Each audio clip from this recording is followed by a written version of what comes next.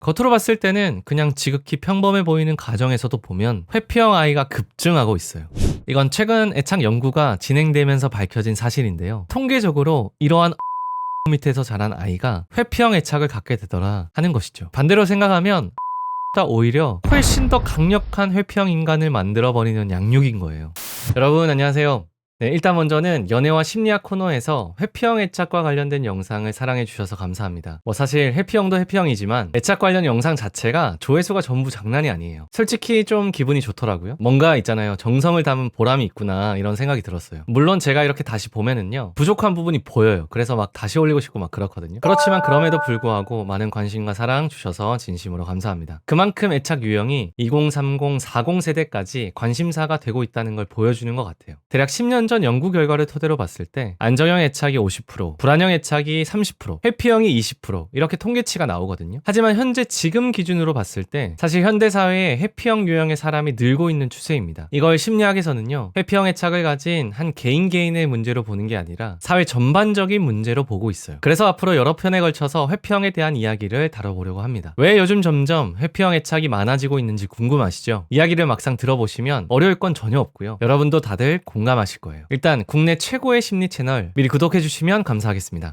회피형 애착이 점점 많아지고 있는 이러한 사회적 현상을 크게 두 가지로 나누어서 볼 거예요. 하나는 어린 시절의 부모의 양육 방식의 문제고요. 또 하나는 문명의 발달, 사회 변화에 관한 문제입니다. 먼저는 어린 시절 부모의 양육 방식은 어떻게 이루어져야 하는 건지, 그리고 그걸 기준점으로 봤을 때 어떤 문제 때문에 회피형 애착이 이렇게 많아지고 있는 건지부터 이야기해 볼게요. 자, 애착이론에서 가장 중요한 시기는 바로 어린 시절이에요. 아기가 태어나서 처음으로 애착을 형성하는 대상은 부모이기 때문에 부모의 양육 방식이 중요할 수밖에 없어요. 일단 사람의 정서가 건강하게 발달하려면 어떤 환경이 되어야 될까요? 사람의 정서는 상대방과 적절하게 교감이 될 때 건강하게 발달할 수 있어요. 교감이라는 건 감정을 주고받는다는 의미거든요. 만약에 아이가 부모한테 어떤 걸 요구할 때가 있잖아요. 배고파서 울 수도 있고 안아달라고 울 수도 있고 장난감을 달라고 할 수도 있고 많겠죠. 이때 부모가 아이의 기분을 잘 받아주고 잘 반응해주면 아이는 정서적으로 만족감을 느끼게 되고요. 더 나아가서 부모를 기분 좋은 존재로 인식하게 돼요. 여기서 부모를 기분 좋은 존재로 인식하게 된다는 게 굉장히 중요하거든요. 왜냐면 이것 때문에 사람에 대한 신뢰를 처음으로 형성하기 때문에 그래요. 기본적으로 사람을 믿을 수 있는 성향이 이때 만들어지게 됩니다. 그리고 또 만약에 아이가 어딘가에 부딪혀서 아파요. 그래서 막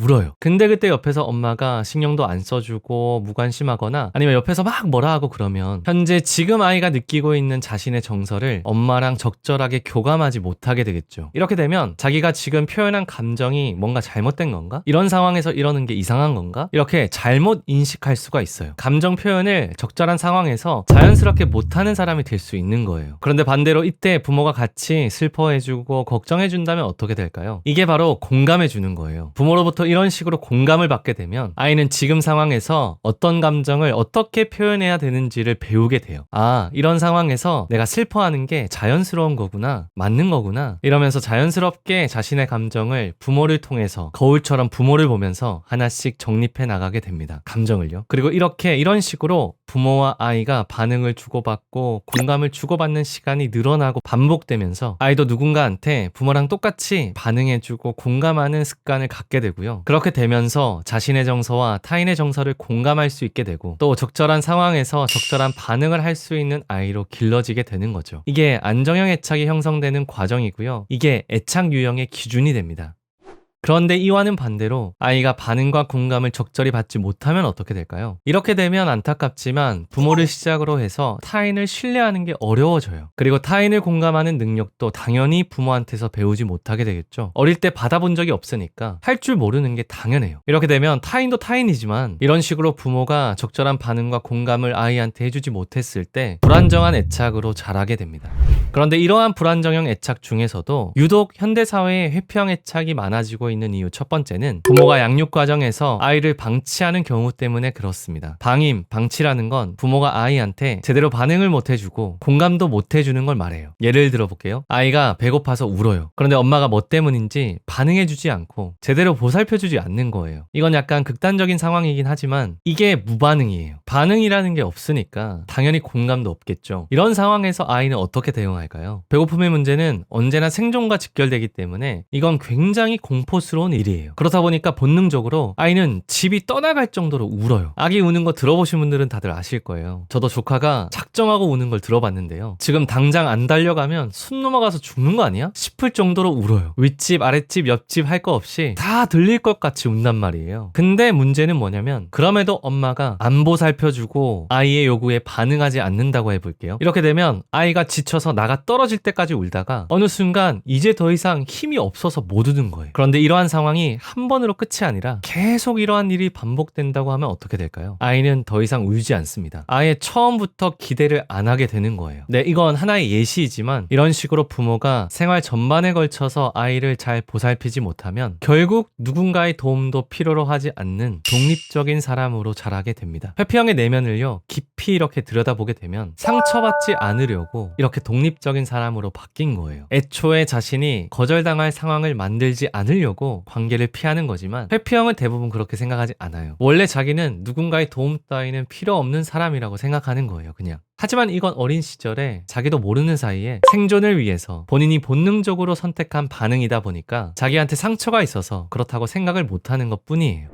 그리고 회피형 애착이 많아지는 이유 두 번째는 부모가 아이를 양육하는 과정에서 지나친 관심, 지나친 보호 때문에 그렇습니다. 이건 최근 애착 연구가 진행되면서 밝혀진 사실인데요. 실제 상담 현장에서는 회피형 관련 문제들이 부모의 방치, 방임보다 오히려 반대로 부모의 지나친 관심, 강압적인 부모의 양육 방식, 이게 원인이 되었던 사례가 너무너무 많다는 거예요. 아하. 겉으로 봤을 때는 그냥 지극히 평범해 보이는 가정에서도 보면 회피형 아이가 급증하고 있어요. 그런데 이러한 가정을 자세히 들여다 보니까 부모가 사회적으로 봤을 때는 품위 있고 젠틀한 분이시지만 공통적으로 자녀한테만큼은 엄격하고 강압적인 분들이었던 거예요. 물론 가정마다 경우는 너무 달라요. 진짜 인격적인 문제나 인간관계에 어려움이 있는 부모라서 그런 경우도 있고요. 자녀를 아끼고 사랑하는 마음은 너무 크지만 어떻게 양육을 잘 해야 되는지 보고 자라왔던 모델이 없어서 그런 경우도 있고요. 너무 다양해요. 하지만 통계적으로 이러한 엄격하고 지배적인 부모 밑에서 자란 아이가 회피형 애착을 갖게 되더라 하는 것이죠. 그런데 이렇게 되면 부모의 바람과는 반대로 아이는 부모 때문에 자신의 의사를 존중받는 경험을 하지 못하게 되고요. 부모의 비위를 그냥 형식적으로 맞추는 사람이 돼버려요. 이게 얼마나 안타깝냐면요. 타인에 대한 적절한 반응, 적절한 감정 공감 이런 게 전혀 발달하지 않는다는 거예요. 사회에 나가서 인간관계 하는 게 어려워지겠죠. 어느 정도 거리가 있는 비즈니스 관계 정도에서는 티가 안 나겠지만 진정성이 필요한 관계로 갈수록 깊이 있게 관계 맺는 거를 어려워하는 거예요. 그런 걸 해본 적이 없으니까요. 그래서 부모처럼 간섭한다거나 남자친구, 여자친구가 연인이라는 이유로 이렇게 해라 저렇게 해라 막 이러면은요, 딱 부모의 행동과 오버랩이 되면서 저항감이 엄청나져요. 그래서 이렇게 부모의 과도한 관심과 보호, 지배 때문에 회피형 애착을 가지게 된 사람들은 분노가 어마어마합니다. 그래서 일정 이상 자신의 영역을 침범하는 사람들한테 그 분노가 가겠죠. 좀 이렇게 말하면 상처받을 수 있겠지만 그런 사람들을 경멸하는 거예요. 그런 식으로 사람을 의지한다고 막 하찮게 보고 그런 거예요. 그런데 이렇게 지나친 관심, 강압적인 양육을 하는 이 부모가 특히 어려운 게 뭐냐면요, 부모인 자신이 느낄 때는 나름대로 반응과 공감을 잘해줬다고 생각하는 거예요. 자기는 좋은 부모라고 생각하고 있고요. 근데 자기가 볼 때는 아이가 자꾸 이상하게 잘하는 거예요. 부모가 볼 때 자식이 자기한테 아무 얘기도 안 하죠. 무슨 생각하는지 모르겠죠. 대화는 안 되는 것 같고, 그래서 뭐라 하면 오히려 대들고 가까이 다가가려고 할수록 아이랑 관계가 더 나빠지게 되고 그런 거예요. 하지만 실상을 들여다보면 부모한테서 아이에 대한 공감은 전혀 없고요. 자기 식대로 반응해 주는 게 전부예요. 아이의 기분에 적절하게 공감해주고 그 공감을 바탕으로 반응해주고 이런 게 아니라 부모가 자신이 정해놓은 규칙이 있어요. 성적을 어느 정도 이상 받아와야 잘했다고 칭찬해주고, 그렇지 않으면 뭐라 하고, 공부하는 건 당연하게 생각하고 친구들이랑 놀다 하면 뭐라 하고, 이런 식으로 부모가 정해놓은 규칙, 마치 기준에 따라서 아이를 판단하는 거예요. 한마디로 일방적인 관심을 아이한테 쏟는 겁니다. 아이가 나를 어떻게 생각할까? 이런 거에는 관심이 없어요. 오로지 아이가 어떻게 하는지에만 관심이 있는 거예요. 반대로 생각하면 방치보다 오히려 훨씬 더 강력한 회피형 인간을 만들어버리는 양육인 거예요. 아이의 욕구, 의사, 감정은 철저히 무시되면서 아이가 반항하거나 이상행동을 보이면 아이만 이상하게 보는 거예요. 자신은 좋은 부모인데 10년, 20년 자녀만을 위해서 열심히 살았는데 아이는 더 삐딱해지고 내 인생은 헛산 것 같고 아이 탓만 하게 되고 그래요. 하지만 죄송하게도 이건 철저히 부모의 양육 방식의 문제 때문에 그렇습니다.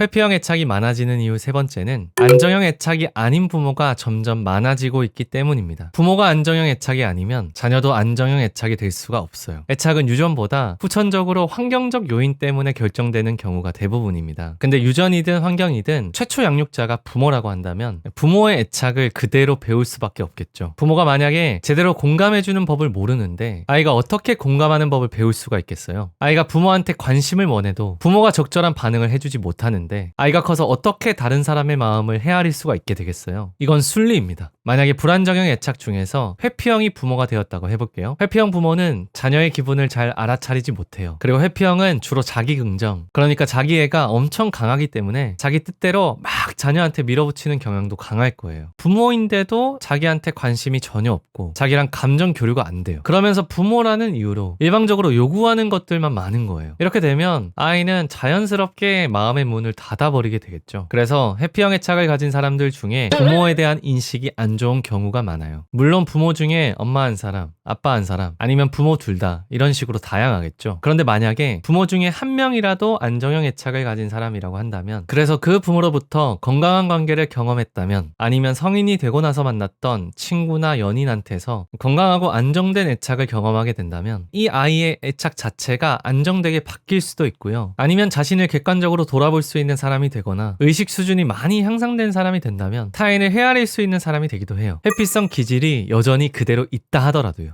그렇게 되면 오히려 자녀가 부모의 마음을 거꾸로 헤아릴 수도 있을 거예요. 과거에 그 부모랑에 있었던 기억들은 싫지만 다 묻고 가는 거죠. 아빠는 감정에 서툰 사람이었고 표현이 잘못되었지만 그래도 날 사랑해서 그랬던 거구나. 뭐 이런 식으로 이해하게 되는 거죠. 자, 이제는 반대로 불안형이 부모가 되었을 때도 비슷한 양상을 보이는데요. 불안형은 연애뿐만 아니라 부모가 되어서도 애착 대상이 되는 자녀한테 불안함을 느껴요. 아이를 지나치게 걱정하고 간섭하는 게 회피형 부모보다 더 심하겠죠. 불안형이 연애하면 나오는 특징 다들 기억하세요? 자기 시간, 자기 에너지를 오로지 상대한테 다 쓰게 되잖아요. 애착 시스템이 작동하면 막 그렇게 되잖아요. 자기의 모든 거를 자녀한테 쏟아붓게 되는 거예요. 하지만 불안형 부모가 쏟은 관심과 사랑에 비해서 자녀가 느끼는 반응은 숨 막힌다, 대화가 안 된다, 뭐만 하면 안 된다고 한다, 이런 식으로 되게 싸늘합니다. 이럴 경우에 부모와 똑같은 유형의 불안형이 되기도 하지만 반대로 부모와 같은 사람을 가까이 두고 싶지 않아 하게 되면서 회피형이 되는 경우도 많아요. 그런데 이러한 회피형 아이가 자라서 부모가 된다고 생각해보세요. 회피형 애착이 DNA 유전자처럼 끝없이 되물림되는 거예요. 대를 거듭할수록 회피형이 더 심해지게 되겠죠.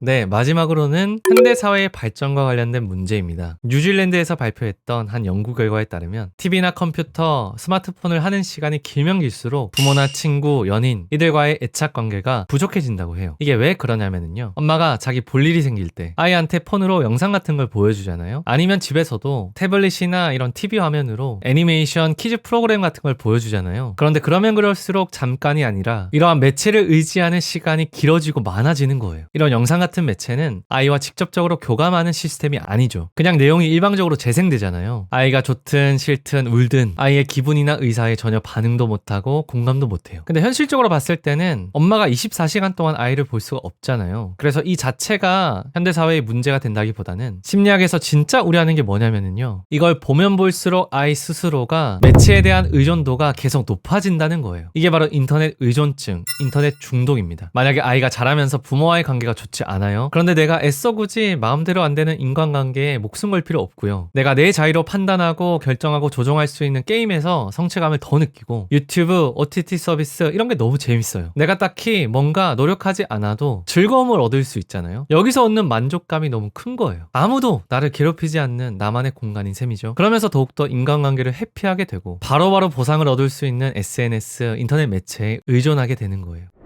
과거에는 사람을 대면하지 않고서는 할 수 있는 게 없었잖아요. 사람 관계에 있어서 선택의 여지가 없었어요. 또한 사람이 이러한 매체를 통해서 간접적으로 소통할 수 있는 수단도 없었어요. 그래서 어떻게든 자기 성향을 이기고 극복해 나가는 과정들이 예전에는 있었는데요. 하지만 지금은 핵 가족화를 넘어서 핵 개인화가 되고 있고 혼자서 모든 걸 할 수 있는 시대가 되었습니다. 회피형한테는 핑계하기 좋은 은신처가 생긴 거랑 똑같아요. 그렇기 때문에 마지막 결론. 오늘날의 문명의 발달과 현대사회의 변화가 본의 아니게 회피형을 더욱 회피형으로 만들어가고 있다가 되겠습니다.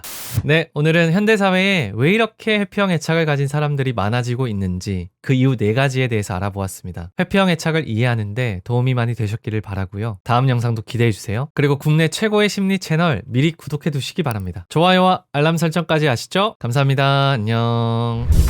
Images they were flashing outside, and I can see the glint in your eyes. We had all the fire, but oh, we had no money, and oh, it was a glorious time. We were free with the feelings that were